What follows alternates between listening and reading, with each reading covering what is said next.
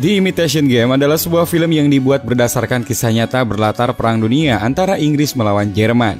Film ini menceritakan tentang perjalanan hidup profesor hebat asal Inggris, sang penemu komputer bernama Alan Turing. Hidup Alan ini selalu mengalami lika-liku kehidupan yang rumit, mulai dari kisah percintaan, pengorbanan, sampai bagaimana dia mengakhiri hidupnya. Semua itu Alan Turing lalui dengan keringat, air mata, bahkan darah. Alan adalah pahlawan yang berhasil menyelamatkan jutaan warga Inggris berkat penemuannya waktu itu, dan saat ini komputer juga membantu banyak orang untuk memudahkan setiap pekerjaannya. Baiklah guys, seperti biasanya dengarkan baik-baik ceritanya, pasang headsetnya, jauhi keramaian, dan ini dia cerita The Imitation Game 2014.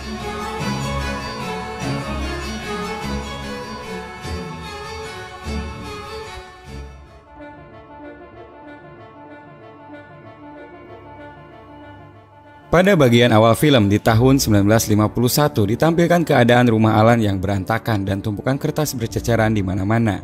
Berdasarkan laporan dari tetangganya, dua polisi pun datang untuk melakukan pengecekan. Namun saat Alan ditanyai, dia justru terlihat cuek dan menyuruh para polisi ini pergi karena nggak ada kejadian apa-apa yang terjadi di rumahnya. Alan memang penyendiri, punya sifat yang cuek, belak-belakan, dan penuh logika dalam bertindak, sehingga banyak orang yang nggak suka sama dia, termasuk salah satu dari dua polisi ini. Officer Knock curiga kalau Alan menyembunyikan sesuatu dan Knock bilang ke temannya kalau dia bakal cari fakta untuk membuktikan kalau dugaannya itu benar.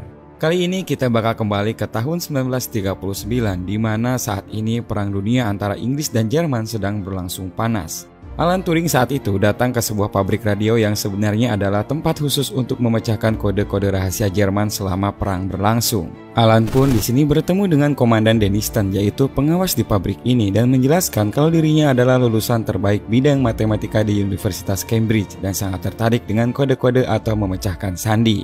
Si komandan ini awalnya tertarik, apalagi Alan ini merupakan ahli matematika. Namun di tengah-tengah wawancaranya, Turing bilang kalau dia tidak bisa bahasa Jerman. Sontak saja si komandan ini langsung memanggil asistennya karena dia pikir bagaimana Alan bisa memecahkan kode Jerman sedangkan bahasanya sendiri dia tidak bisa. Melihat hal ini, Alan pun langsung bilang kalau dia tahu Komandan Denniston ini sedang memecahkan kode dari mesin Enigma. Dia juga tahu kalau mesin Enigma ini adalah mesin kriptografi terbaik sepanjang sejarah yang selalu digunakan Jerman untuk mengirim dan menerima pesan. Si komandan pun melanjutkan kalau mesin ini mustahil dipecahkan. Amerika, Prancis, bahkan Rusia mereka tidak mampu memecahkannya. Namun Alan dengan sangat percaya diri dan sedikit menantang menjawab, kenapa kita nggak langsung coba saja. Tidak lama setelah itu, Alan pun dikumpulkan bersama orang-orang lainnya yang ikut dalam proyek ini. Di sini mereka melihat bentuk dari mesin Enigma yang setiap harinya ratusan pesan Jerman masuk ke dalam mesin ini. Dari mulai rincian serangan, jumlah kapal selam Jerman sampai perintah-perintah serangan mendadak. Sayangnya sampai saat ini pihak Inggris tidak mampu menerjemahkan pesan-pesan itu.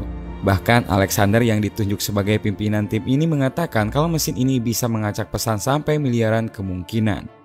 Sedangkan si komandan juga bilang kalau setiap hari kode dasar atau settingan mesin ini selalu berubah, jadi mereka harus mampu memecahkan kode itu sebelum keesokan harinya. Di sela-sela mereka membicarakan mesin ini, tiba-tiba datang agen MI6 bernama Menzies. Dia memastikan kepada Alan untuk bekerja secara tim agar mesin ini bisa cepat terpecahkan, agar setidaknya mereka bisa mengantisipasi setiap perintah serangan yang dikirim lewat mesin ini. Karena Enigma ini menggunakan frekuensi radio, maka pihak Inggris tidak begitu sulit untuk menyadapnya. Yang menjadi masalah sampai saat ini adalah bagaimana cara memecahkan kode-kode itu menjadi pesan. Setiap harinya, ratusan pesan selalu dikirimkan ke kantor Alan untuk diperiksa. Setiap hari juga Alan beserta timnya harus meriset kembali setiap settingan dari mesin itu. Ternyata di tengah rutinitasnya diam-diam Alan mempunyai ide untuk membuat satu mesin yang nantinya dapat memecahkan kode Enigma secara real time. Dan jika berhasil, mereka tidak perlu lagi bingung-bingung menganalisa setiap kemungkinan. Namun saat itu, teman-temannya termasuk Alexander kurang antusias dengan ide Alan ini. Akhirnya, Alan pun mengutarakan idenya kepada komandan dan meminta idenya untuk dibiayai. Namun karena Alexander sendiri yang memimpin tim Alan tidak menyetujuinya, si komandan pun menolak. Bahkan ternyata sebagian dari temannya tidak mau bekerja sama dengannya karena menurut mereka Alan selalu ingin bekerja sendiri dan tidak pernah menghargai teman-temannya. Alan pun gak tinggal diam dan langsung mengirim surat kepada atasan si komandan itu. Singkat cerita, surat Alan pun diterima sekaligus diperintahkan untuk menggantikan Alexander sebagai pimpinan proyek ini. Di sini Alan langsung memecat 2 anggotanya karena menurutnya mereka tidak paham kode-kode. Mereka pun kecewa karena Alan berani memecat seenaknya. Tapi ya mau gimana lagi, sekarang Alan ini yang menjadi pimpinan di tim itu. Untuk menggantikan 2 orang yang telah dipecat tadi, Alan pun mulai melakukan perekrutan yang caranya terbilang cukup unik, yaitu menyebarkan selebaran TTS lewat koran yang berisi pertanyaan-pertanyaan sulit. Banyak yang tertarik dan berusaha menyelesaikan TTS ini. Tidak sedikit yang gagah dan merasa kesulitan sampai suatu saat akhirnya Alan menemukan beberapa yang berhasil dan memanggilnya untuk melakukan tes terakhir. Saat tes mau dimulai, tiba-tiba datang seorang wanita dengan terburu-buru. Penjaga pun langsung berhentiin wanita ini dan melarang dia masuk karena udah telat. Alan yang menjadi pelaksana tes langsung menghampiri wanita ini dan bilang kalau dia nggak bisa ikut tes karena telat. Wanita yang bernama Joan Clark ini meminta maaf dan memohon untuk bisa ikut tes walaupun dia nggak tahu tes ini tujuannya untuk apa. Akhirnya Alan membolehkan dia untuk mengikutinya. Tes pun dimulai. Tes ini berisikan soal kriptografi rumit yang harus diselesaikan kurang dari 6 menit. Alan saja jujur terhadap Menzi kalau dia sendiri butuh waktu 8 menit untuk menyelesaikannya. Namun intinya bukan jawaban yang Alan cari tapi lebih ke metode mereka dalam menyelesaikan soal itu. Gak disangka ternyata si Clark cuma butuh 5 menit untuk menyelesaikannya. Turing sampai terheran-heran kok bisa soal serumit ini diselesaikan sangat cepat. Tes pun selesai dan dari sekian banyaknya peserta yang ikut cuma Joan Clark dan juga Jack Good yang diterima untuk jadi anggota baru. Dan barulah di sini Menzi menjelaskan apa yang bakal mereka kerjakan nantinya.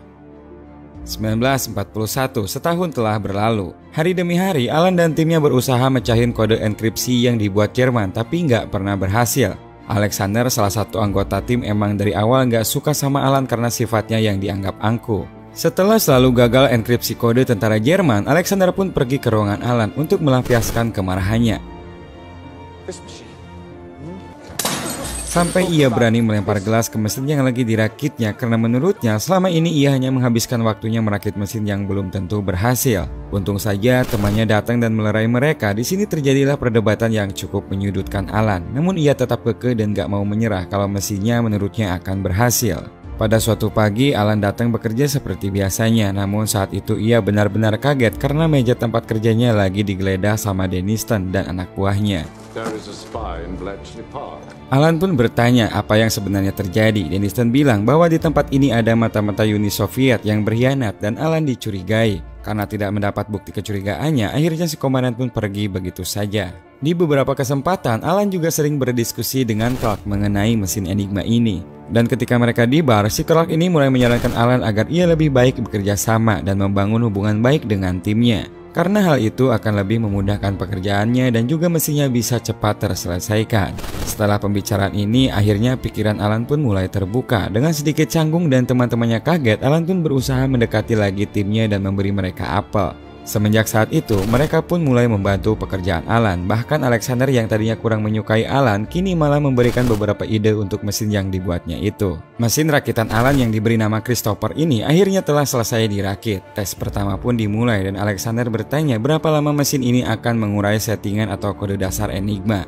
Alan pun bingung menjawabnya dan tidak bisa memastikannya. Bahkan sampai keesokan harinya mesin ini terus berjalan tanpa henti mengacak setiap kemungkinan. Di sisi lain, Denniston yang mengetahui hal ini langsung datang menemui Alan. Alan pun terlihat kaget dan langsung mengunci ruangannya. Namun Denniston berhasil mendobraknya dan langsung marah. Dia ngerasa uang 100.000 pound yang dikasih ke Alan hanya sia-sia karena sampai saat ini kode enkripsinya belum bisa dipecahkan. Mendengar keributan itu, Alexander, Peter, dan juga John pun datang. Ketiga teman Alan ini meyakinkan Denniston kalau mesin ini mampu memecahkan kode enkripsi. Alexander bahkan meminta tambahan waktu selama 6 bulan untuk buktiin kalau mesin ini emang benar berguna. Denniston dengan kesal menolaknya dan hanya memberikan mereka waktu 1 bulan.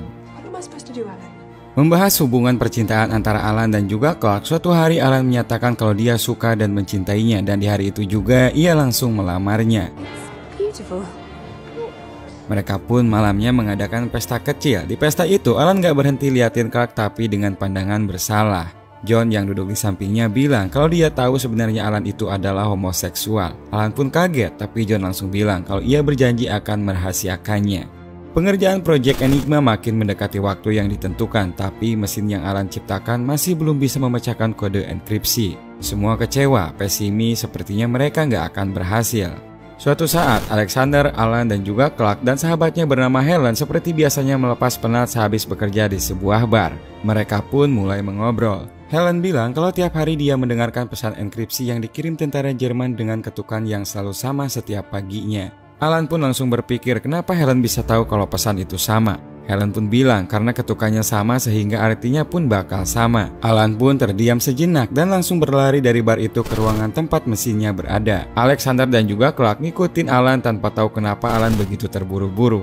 Alan langsung menyuruh semua orang yang ada di ruangan itu mencari kertas kode yang pernah dikirimkan ke ruangannya. Ternyata benar, terdapat kecocokan kode enkripsi yang selalu disebutkan setiap pagi. Kata itu adalah cuaca jam 6 pagi dan Heil Hitler. Dari kata tersebut, mereka pun pecah lagi menggunakan Christopher dan didapatlah kode dasar enkripsi Enigma. Setelah dari mesin itu, Alan pun dibantu Clark mencari arti dari tiap kode menggunakan mesin Enigma yang hasil akhirnya didapatkan kalimat kalau KMS Jaguar sedang menuju arah 53 derajat 24 menit arah utara dan menuju 1 derajat ke barat, yang artinya itu adalah perintah penyerangan bagi tentara Jerman.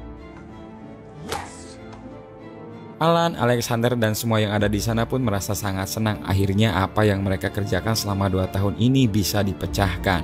Semenjak itu mereka pun mulai memecah semua pesan Jerman dan menandai serangan apa saja yang akan dilakukan Jerman berdasarkan kode enkripsi yang setiap hari mereka terjemahkan. Tiba-tiba saja si Clark ini menyadari kalau ternyata di hari itu sebentar lagi akan ada serangan dari kapal U-boat. Tahu kabar itu, Alexander langsung mengambil telepon untuk menelpon Denniston supaya bisa mencegah serangan itu. Tapi Alan langsung menghalanginya dan membanting telepon itu ke tembok sampai hancur. Alexander pun marah sampai memukul Alan karena menganggap yang Alan lakuin itu adalah hal bodoh. Alan pun langsung bilang bahwa keberhasilan mereka ini belum saatnya dibocorkan karena kalau sampai penyerangan itu gagal dan Jerman mengetahui kalau pesannya bisa dipecahkan, tentu saja mereka akan mengganti dengan cara lain. Dan hal itu tentunya akan membuat semua hasil kerja mereka sia-sia. Peter, what's the matter with you? Mendengar omongan itu, Peter tidak terima karena saat itu kakaknya berada di kapal yang akan diserang oleh Jerman. Dia pun memohon sama Alan untuk menghentikan serangan itu. Alan pun hanya bisa minta maaf karena Alan menganggap bahwa mencegah jatuhnya korban bukanlah tanggung jawabnya. Tanggung jawabnya hanya memecahkan kode enkripsi. Setelah hari yang menegangkan itu berlalu, Alan menemukan bukti di sebuah Alkitab yang menunjukkan kalau ternyata John ini adalah seorang mata-mata Soviet yang selama ini dicari Denniston. Alan pun kaget bukan main. John yang sadar sudah ketahuan langsung mendekati Alan dan bilang bahwa walaupun dia mata-mata, dia ada di pihak yang sama.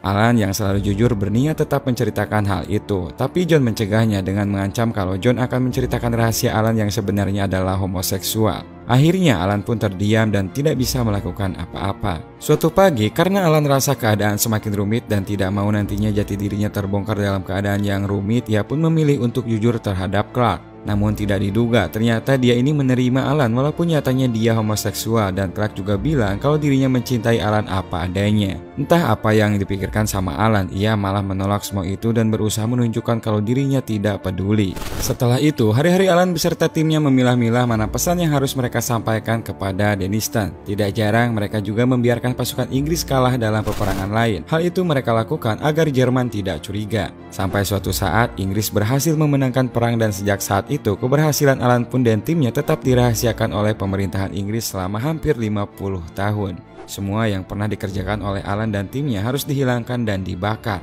Namun kisah Alan ini tidak selesai sampai di situ. Di tahun 51, Alan pun resmi dinyatakan sebagai tersangka dengan kasus homoseksual. Alan pun dijatuhi hukuman suntik hormon yang harus dia lakukan seumur hidup. Ternyata obat hormon itu berpengaruh sama kesehatan Alan sehingga membuatnya sering sakit-sakitan. Clark yang saat itu berkunjung untuk menjenguknya juga sangat kasihan melihat keadaan Alan yang semakin melemah. Selama menghabiskan masa hukumannya, Alan pun selalu berada di rumah bersama dengan mesin tercintanya yang dinamai Christopher. Kondisi badannya semakin kurus dan wajahnya semakin pucat karena tidak kuat menahan sakit. Di tahun 1954, Alan memutuskan mengakhiri hidupnya dengan cara bunuh diri dan usianya saat itu 41 tahun. Walaupun hidupnya mengalami banyak kepahitan, Alan tetap dianggap pahlawan oleh pemerintah Inggris karena telah berhasil memecahkan kode Enigma dan menyelamatkan lebih dari 14 juta nyawa. Dan di tahun 2013, Alan diberikan penghargaan oleh Ratu Elizabeth II dan juga penemuannya diabadikan dengan nama Turing Machine atau yang saat ini telah berevolusi menjadi komputer.